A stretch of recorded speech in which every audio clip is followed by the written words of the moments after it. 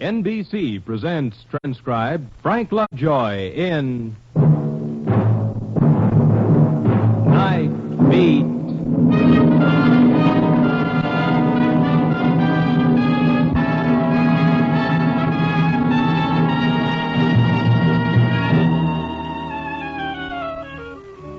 Hi, this is Randy Stone. I cover the Nightbeat for the Chicago Star. My day begins when yours ends, when we trade in the sun for the yellow incandescents and the ruby neons, and when a different kind of people come out and prowl the night to make a buck or get their kicks. Yeah, a different kind of people, because the nighttime, the darkness exposes them. Funny that in the dark they have no cover. What you see is a little more naked, a little more honest. One of the reasons I prefer the night.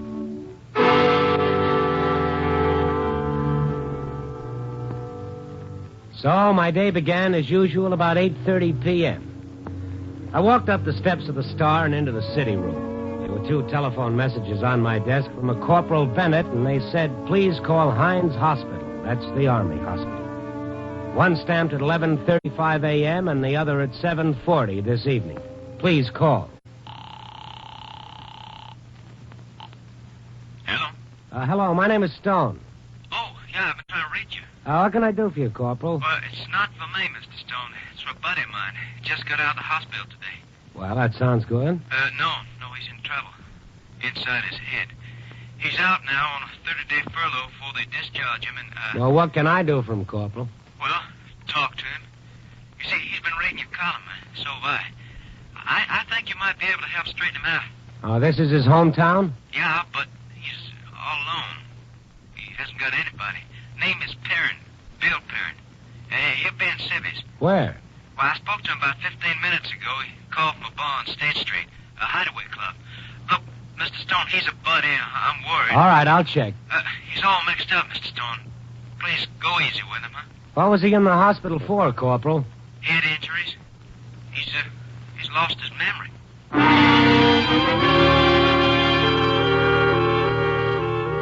I walked the state and down past Dearborn until I found the hideaway club. It was half dark inside, lit with glowing colors from the jukebox. Down at the end of the bar, a young fellow leaned on his elbows, a glass of beer in front of him. About 29 or 30, well-built, lean, with a pallid face, indoors too much. His clothes looked brand new. I walked down and sat on the high stool next to him, but he didn't turn to look at me. Bill Perrin? What? Stone is my name, Bill. I'm a newspaper man. How do you know me? A buddy of yours gave me a call, Corporal Bennett from Hines Hospital. Oh. Well, you can forget about Bennett and me. Yeah, he's kind of worried. Yeah. Thanks. Everybody's worried with me. It's everybody's business. Why don't you all leave me alone? Who's been bothering you? You are right now. Okay. Just thought I might try to help. Hey, what did you say your name was? Stone, Randy Stone. Oh, yeah, you got a column in the Star. That's why Corporal Bennett called me. He said you read my stuff. I guess he thought we'd get along. Well, I don't think so. You sound bitter. The column's not that bad. Bitter? Why should I be bitter? What have I got to be bitter about? Well, might have been kind of rough in Korea. Well, for a lot of other fellas, too. No, you got me pegged all wrong. Thanks, anyway. Well, maybe because you lost your memory. He told you? Uh-huh. Okay, so what? Well, Chicago's a big place. Maybe you feel a little lost, and maybe I can help a little. If I need any help, I'll call the Salvation Army. That's a good idea. Do that. Hold on. Hey, wait a minute, will you? I'm sorry. There is a way you can help me. Help me find my wife. You have a wife? I think so. My records show a wife. She'd never know it. You know this city. Maybe... Well, maybe... Yeah, maybe. Look, I wrote a couple of letters after I started to get back on my feet. The address on my service record. There was no answer. Well, that could be any number of reasons. Well, I never got the letters back. The allotment checks either. Well, I went to the address early this afternoon after I got out of Hines. It's a rooming house, new owner. Didn't know me or any Mrs. Perrin. He said he'd given the letters back to the mailman. Maybe they're still following me. I moved around a lot. Hospitals in Tokyo, Honolulu. Well, look, I don't know if she's alive. Well, this amnesia of yours, can't you remember anything? A lot before 6 weeks ago. Uh-huh. Her name, It's Alice. Who is she? What is she like? Does she love me? Where is she? Well, how about the army? I didn't want them to. I didn't want them nosing around. Why not? Well, I guess I'm a little afraid. Oh, forget it, will you? Just forget it. Did you try the telephone book? Yeah, Hey, you want to see what she looks like? A picture? Yeah, it was with my things. No letters with my things, just vital statistics and this picture. Oh, pretty. Pretty? She's not pretty. I don't like pretty. It isn't a good word. There's something else there. Maybe lovely. Oh, not maybe. She is lovely. How long you been married, Bill? I wish I knew. Uh-huh. Now, what's the difference? What'll it come to anyway? How do I start my life all over again? Well, the first thing to do is find your Alice. Come on. No. I don't want to go with you. What, are you afraid? Yeah. Mm-hmm. I think maybe you need your wife, Bill. I'll see what I can do.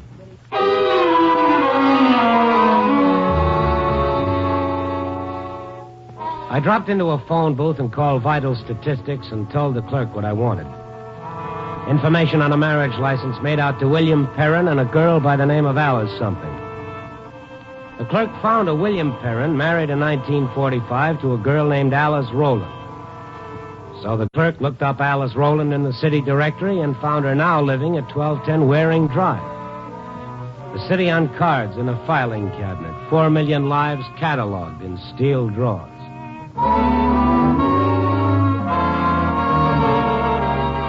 1210 Waring Drive, apartment D. I pushed the button and waited. Yes?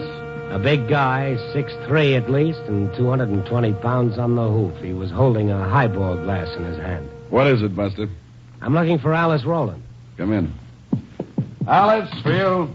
Just a minute, Danny. What's it about? Bill. Hmm? Alice's husband, Bill Perrin. You better beat it, Buster. What? Alice doesn't want to hear about him. Well, she'll tell me if she wants to. I'm telling you, come on out. After I talk to Alice. Now, look, you got a highball in your hand, Danny. I've got 2 free hands. I don't need but one hand. Okay, on your way.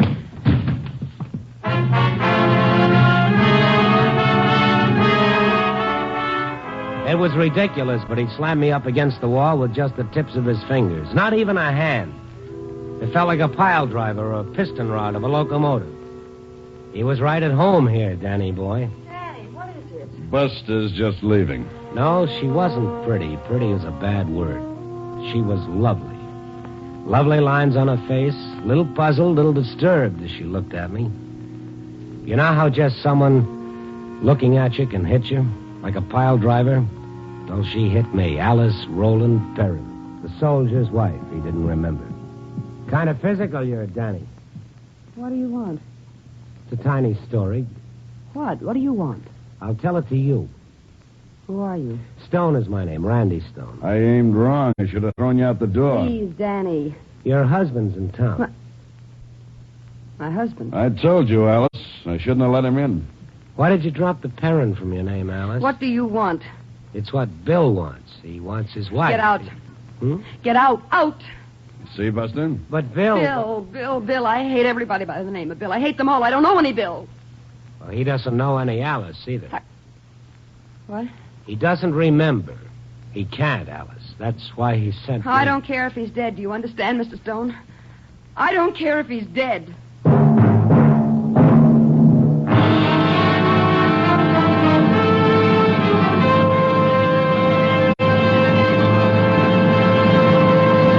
NBC is bringing you Nightbeat, starring Frank Lovejoy as Randy Stone.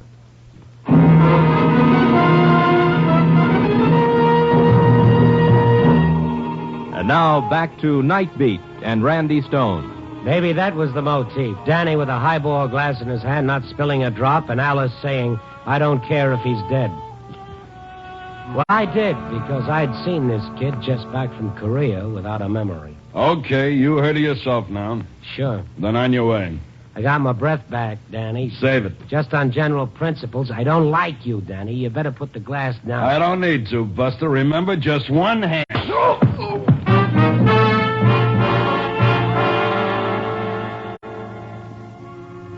felt good hitting him right in the middle, hitting him for Bill, and hitting him because I was angry at him, at Alice, at the whole thing. A big guy, a big target. He doubled over, and I brought one up from the floor. And I took care of the drink, too. Probably stained the nice figured rug. Don't. Don't what, Alice? Well, help me with him. The couch. He's not out. Okay, get up. Did you do that? You're soft. Just a second. I need some of that breath back in my lungs. Oh, Danny, go on home. Leave me alone. I'm not just going to walk out and let you get involved in all that again. Oh, what? You heard the lady, Danny boy. This is her apartment, isn't it? Even though you seem to know your way around. Please, stop it. Alice. Danny, I want to talk to Mr. Stone. Okay. But don't come running back to me with your troubles again. What kind of a joker is that? You sure picked the right guy. Don't try to make a comedy out of it. He's my brother. Oh. I asked him to go because I don't want any more fighting. Now you can go, too, Mr. Stone. Not interested in Bill? No. Don't even want to see him? No. He's been shot up? Well, I hope he's all right. I didn't mean what I said about him being dead, but it doesn't matter to me. Don't you understand? I wouldn't like to see anybody dead. That's why I wouldn't like to see Bill dead. How long have you been married to? Too long. Well, that must have been a dandy marriage, make you feel like this after just 6 years. All right, you know how long. I'm surprised Bill remembered. Bill didn't. I got it from your marriage license. Bill doesn't remember anything before 6 weeks ago. Oh. He doesn't remember you, Alice, but he wants to remember. Maybe because he needs Look, you. Mr. Stone, I don't want to talk about it. It's all done. It's finished. Well, not for Bill, it isn't. You know, to tell you the truth, he struck me as a nice guy. Yeah, he is. Kind of a guy who'd make a nice home. Mr. Stone, you don't know anything about him. We've been married 6 years, and it's been a miserable 6 years. Dying all the time. Dying? Why? What does a woman want? She falls in love and she marries a man who's in love with her. She wants a home, a little responsibility, friends. She wants to be able to help her husband, to build something. She doesn't want a husband who's a good-time Charlie, a nice guy, but a gambler and a drinker. I see. She doesn't want a husband who lives from payday to payday and leaves his wife alone 7 nights out of the week. She doesn't want her marriage to fall into a rut like that where she's taken for granted and her husband's softest endearment is to call her gorgeous. Hiya, gorgeous. Goodbye, gorgeous. I got a hot poker game on tonight. Don't stay up for me, gorgeous. I see. What do you think, Mr. Stone? If the chance came, don't you think she'd like to get rid of a husband like that? Maybe. Tried to save $1 a week. Put it away in the bank. I couldn't. Tried to get him away from that hole-in-the-wall rooming house we lived in. Tried to get him to buy a house, settle down. Tried to get him to stop gambling. Tried to tear him away from his cronies. Oh, yes, I tried. I never thought I could misjudge a man so badly. Oh, he's got a way about him. Well, I didn't see the way about him. I saw a guy who's been through some tough times, and he's a little bewildered and a little scared. That's a different picture than I have of him. And it's just possible I know him a little better. Oh, sure, I can't argue that. But, before you chuck him away, why don't you do him a favor? What kind of a favor? Mr. Stone, I don't want to get involved with him again. Help him get his memory back. Oh, that's the easiest thing I can do. Oh? He'll remember soon enough. Just take him to the places he used to go, the poker games, the gambling places, the bars. Will you go along? Will I? Sure. Sure, it won't take long. I'll be kind of interested myself. Where's the first stop? The Century Club, Mr. Stone. One look at the dice games, and it'll all come back to him.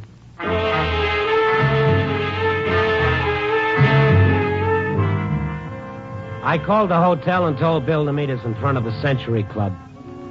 And I figured the expense account could absorb a taxi. Alice didn't say a word, but there was something aloof and frozen in her, as though she'd put her heart in cold storage and wasn't going to thaw it out for anything or anyone. Taxi pulled up in front of the nightclub. I got out and helped Alice out and stood on the sidewalk for a moment before I saw Bill. He was a little way off, lonesome and waiting, looking at Alice with a soft, curious look in his eye. Here it is, Mr. Stone. We'll have to go through the nightclub. There are stairs behind the orchestra pit. Hello. Oh, Bill. This is your wife. Yeah. Well, thanks. Well, do you want to go upstairs, Mr. Stone? It'll help him a lot more to see the gambling. He'll remember it a lot more than he'll remember me. What? What is it? We're going to try to bring back your memory, Bill. Oh? Something wrong? Well, let's find out. He kept looking at her. He couldn't take his eyes off her. Once, when she felt his steady stare, she looked back for a second, and he turned away, embarrassed. Kind of funny, a guy falling for his wife all over again after 6 years. But she wasn't having any. We went through the nightclub to the back. I stopped at the bottom of the stairs. No, not here, upstairs. Yeah, I know, but not much point in me rolling along like an extra wheel. Isn't there? You started this. You leave and I leave. This is no fun for me. Bill, don't you think... No. Please, Randy. Please stay with us.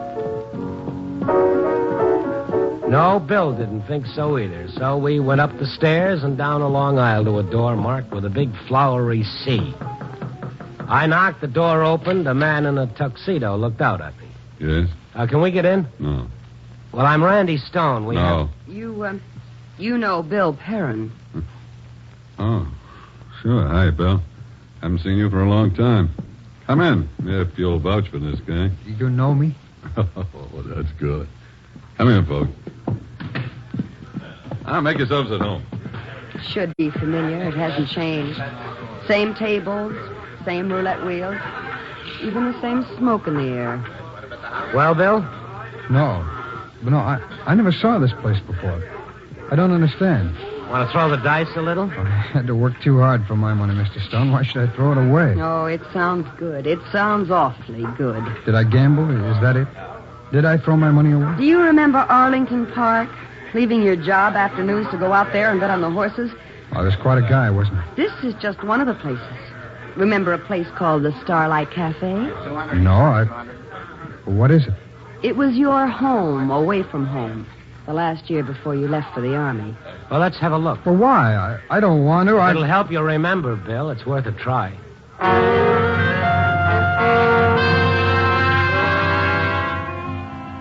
I was going to flag another taxi, but Bill said he'd hired a car, so we walked around the corner where he'd parked it, and Alice gave him directions. Like a guy taking his medicine, Bill didn't say anything now. He didn't even look at Alice, sitting up in the front seat right next to him. If Bill had been lonely and fumbling before, he was lost and without hope now. Now he knew he wasn't wanted. Now he was not only lonely, he was rejected. A lover without love. We got out in front of a tired little place with a 3-foot blue neon sign over the doorway, Starlight Cafe. A roadhouse, one of 1,000 that grew like fungi along the highway. Bill stopped just inside the doorway, looked around, looked at everything, trying to find something to remember and not happy about it. A dirty place, dark with booze and a girl drinking by herself at one end of the bar. A few couples down the other end. Bartender leaning a meaty arm over the bar, mopping the counter. His face lighting up as he caught sight of Bill. Well, Bill Perrin, it's been a dog day. The usual, Harry. Sure. I heard you lost out the draft board, Bill. Sure. Some of the best people win that kind of a raffle. He wasn't drafted. No? He re-enlisted. Well, there's your drink. Maybe a couple of them will make you remember instead of making you forget like it used to. What's yours, Mac? What a guy I was. It doesn't come back? No. Harry, how many times did I have to come here and take him home? Oh, so he fell asleep here once in a while. So what? All the time we were married? Not at first. Not at all at first. Oh, you always gambled. You always liked your friends around you. Even more than you liked me. But the last year, it was as though you didn't care for anything very much. Nothing to live for. Let's get out of here. Your drink? I don't want it. Here, bartender, take it out of this. Why, sure, okay. What's wrong? Scientific experiment in time travel. The past and the present are caught up with each other.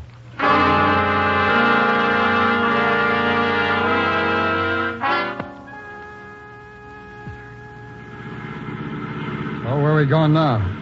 To visit a friend of yours, a bosom pal. You shouldn't have any trouble remembering him. Saw a lot more of him than of me. Turn right at the corner. What's his name? Johnny Stevens, you'll remember. Stevens? There's a Stevens in the hospital in Tokyo. Johnny Stevens. He didn't go to war. I don't know him. Maybe the face will help.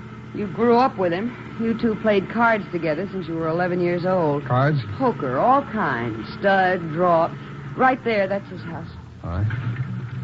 And there's where we used to live. That house, the dirty one we couldn't move away from. Stevens lives 3 houses down. Why move away from your pals?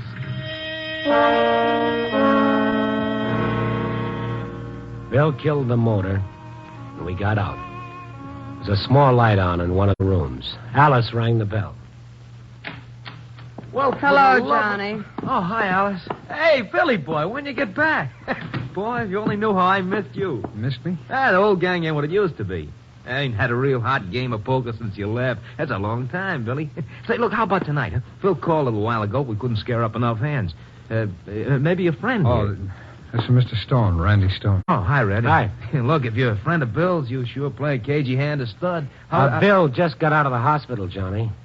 Hospital? He lost his memory. We hoped seeing you might be able to help him.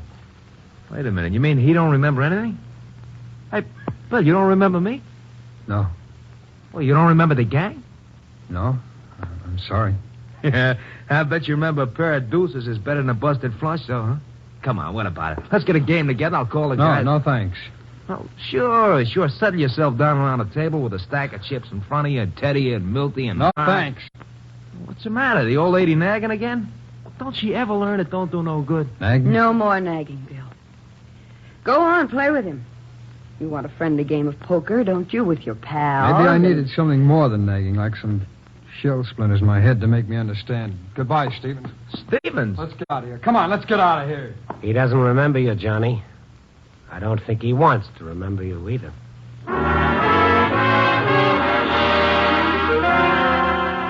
Back in Bill's car, Bill's shoulders were tense, and on his face was the discovery of the kind of guy he'd been. Yeah, the night was running true to form. You can kid yourself there's hope for a lost cause when the sun is shining, but you gotta face the facts for what they are at night. And now there was just loneliness for Bill and bitterness for Alice. Take me home, please. Can't understand it. I don't want to gamble. I don't want to drink. I don't know how I could have been like that. It's not hard to figure, Bill. Lots of marriages fall into ruts. People take each other for granted and get into selfish ways. You do a lot of thinking in the Army. You're alone most of the time, alone with your thoughts. And you look at a picture of a woman and you think, she's married to me, and what kind of a life did I give her? Take me home. Take me home. Sure, I will. I'm sorry, Alice. You weren't drafted, Bill. You re-enlisted, so Alice says. Why? Well, To get away from me, to chuck it all. Maybe he didn't like the things he was doing either. Well, if he didn't, he put on a good act of liking them. Not that way now, Alice. For how long? Well, maybe it's worth finding Until out. he gets his memory back. Until he remembers everything. Sure, maybe he doesn't want to gamble now. But how about tomorrow? When his memory comes back, all the rest of it will come back, too. Hey, where are we going? We're not going home. No, we're not. Stop this car. I'll stop it when we get where we're going. What are you trying to pull, Bill? Well, sit back in your seat, Stone. We're going fast enough now so that a little turn of the wheel... It's kind of a dumb play, Bill. What's the angle? I found out some things about myself tonight. I also found out I have a wife. Well, I don't like what I found out. But I don't want to go back to being nobody again either. So? So I'm going to say some things, and Alice is going to have to listen. All right, but you don't have to do it at 60 miles an hour. I can't explain about how I was before. It doesn't make sense. It doesn't make any sense at all. Bill, there are all kinds of speed... Week after week, lying in that hospital bed with nothing to do but try and remember. Only all you had, your head was this great big blank. Mr. Stone, he'll wreck the car. Well, they say you have a wife. They say that picture on your nightstand. That's her. But what's she really like? Where is she now? Maybe she's thinking about you, worrying about you. Maybe she's praying for you. Please, Bill. This wife you can't even remember. Just knowing that somewhere she exists.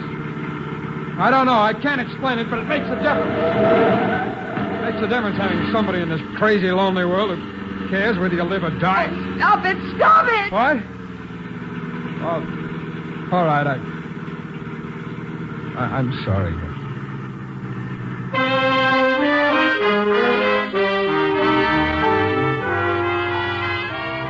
don't know if Bill Perrin should have been let out of the hospital sooner or if he belonged there for the rest of his life. He was either awfully determined or awfully dangerous. We were hitting the outskirts of the city.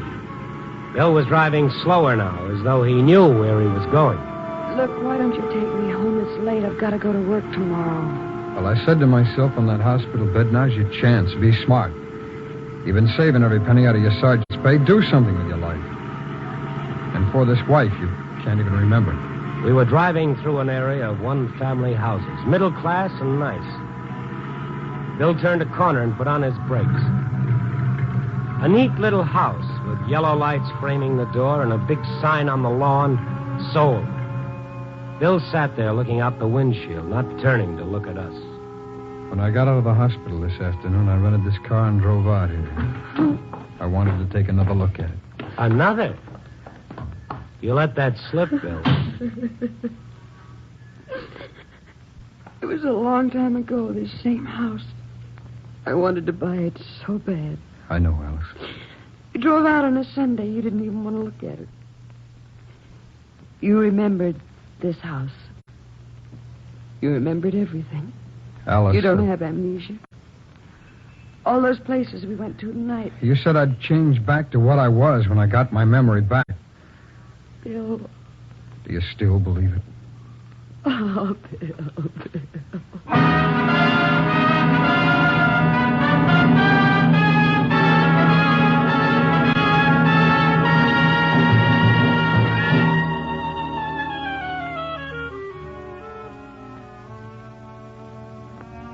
He never had amnesia. He used to trick me so that I could help him get back his wife. He and that buddy of his, Corporal Bennett, used me for a fall guy. Well, I feel pretty good about it, being used as a patsy. Feel pretty good Bill understood between the lines of the things I wrote. Feel pretty good Bill had the courage and the instinct to fight his way back to health. Because he was sick at one time. And the amnesia?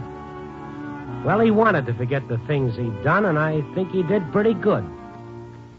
I couldn't want to do any better with some of my own problems. Oh, well. Copy, boy.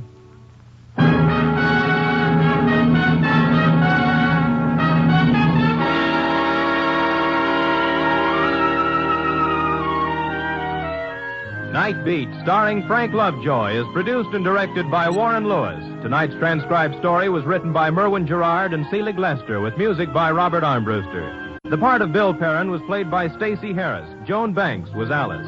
Others featured in tonight's cast were Ted DeCorsia, Ed Max, and Tony Barrett.